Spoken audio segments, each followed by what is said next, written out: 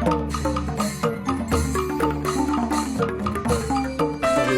မပြုံးလို့အဖို့ပေါ်တော့ထားခဲ့တဲ့တပည့်နာမျက်နှိုးရရသူမပညာရှင်မြတ်တာရွှေမိုးရောသူဖြိုးလို့ဒီ